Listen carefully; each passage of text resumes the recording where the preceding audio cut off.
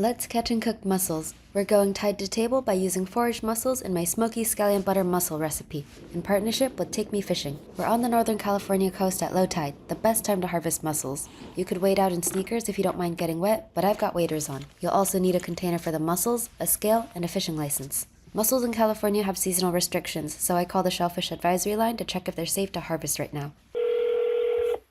The annual mussel quarantine ended and is no longer in effect as of midnight October 31st for all coastal counties. Just a 2-minute walk out, I find them. Thousands of mussels anchored to the wave-washed rocks.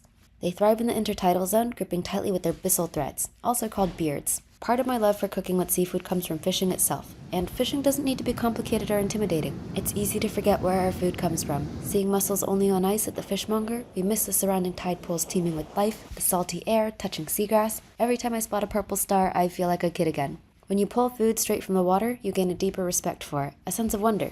Mussels are a great gateway to fishing. No fancy gear needed, just your hands and a fishing license. To harvest, grip the mussel firmly and twist until the byssal threads release. To avoid overharvesting, I'll pull only a couple mussels from each patch and take only as much as I need, even though the limit here is 10 pounds. Mussels are filter feeders, so we need to purge them. I'll cover the mussels with cold water and a tablespoon of salt for 30 minutes so they can release any sand. Before cooking, I remove the beards by pinching them with my fingers or tweezers and pulling them towards the hinge. I also scrub away any seaweed or debris outside of the shells. This dish comes together in one pan with just 6 ingredients: salt, cold cube butter, the mussels, scallions, white wine, and some cooking oil.